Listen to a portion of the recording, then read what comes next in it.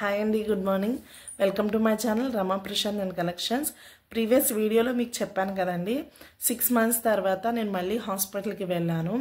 Madam మేము ఒకసారి నా వెయిట్ చెక్ చేసి, ఇంత వెయిట్ ఎలా తగ్గావమ్మాయి, సడన్ వెయిట్ తగ్గావు, ఓకే హార్మోనల్ ఇంబ్యాలెన్స్ అనేది ఏమైనా అయ్యిందేమో, ఒకసారి మళ్ళీ చెక్ చేద్దామని చెప్పి మళ్ళీ నాకు స్కాన్, బ్లడ్ టెస్ట్ చేశారు.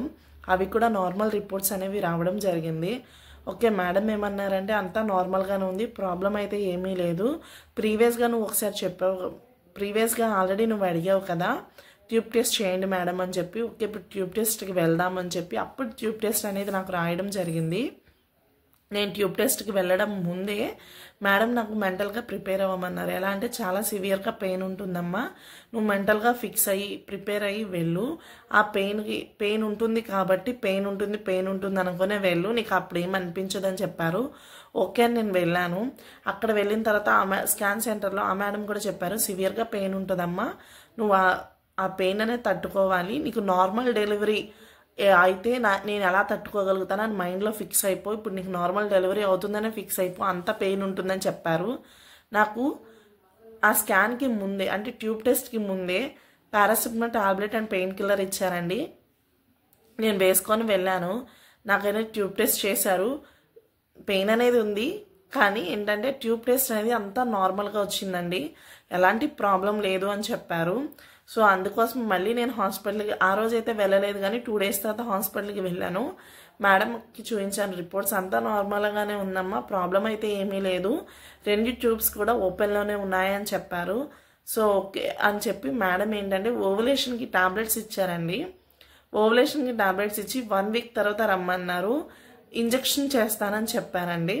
సో అని చెప్పి నేను మళ్ళీ ఆ 1 week నేను ఇంట్లో రెస్ట్ తీసుకొని తర్వాత హాస్పిటల్కి వెళ్ళి ఇంజెక్షన్ చేశారు ఆ మంత్లో. తర్వాత నేను ఇంటికి వచ్చేసానండి. కానీ ఆ మంత్లో అయితే ఎలాంటి కన్సీవ్ అయితే జరగలేదు, మళ్ళీ ప్రెగ్నెన్సీ కన్ఫర్మ్ అవ్వలేదు. మళ్ళీ నెక్స్ట్ మంత్ మళ్ళీ హాస్పిటల్కి వెళ్ళాను. ఓవులేషన్కి టాబ్లెట్ ఇచ్చారు, నార్మల్ టాబ్లెట్స్ అండి, ఓవులేషన్ టాబ్లెట్స్ అండ్ మీకు మల్టీవిటమిన్ టాబ్లెట్స్ ఇచ్చారు, అంతే, ఇంకేమీ ఇవ్వలేదు. అంతా నార్మల్గానే ఉంది, ప్రాబ్లం ఏమీ లేదు కాబట్టి ఎలాంటి టాబ్లెట్స్ అయితే ఏమీ ఇవ్వలేదు.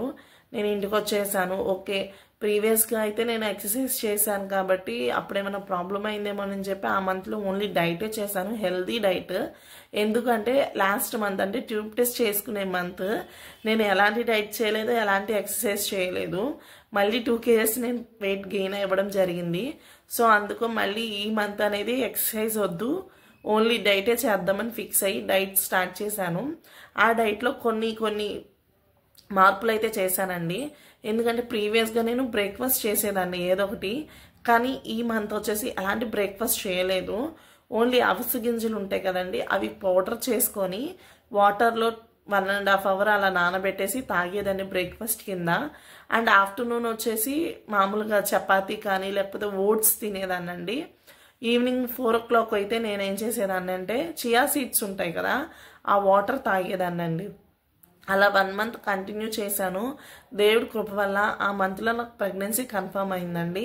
ప్రెగ్నెన్సీ కన్ఫర్మ్ అయింది కానీ నాకు ఎలాంటి సిమ్టమ్స్ కానీ ఏమీ లేవు. ఒక్కొక్కసారి నాకే డౌట్ వచ్చేది, నేను నిజంగా ప్రెగ్నెంటేనా కాదా అని ఒక్కొక్కసారి డౌట్ వచ్చేది.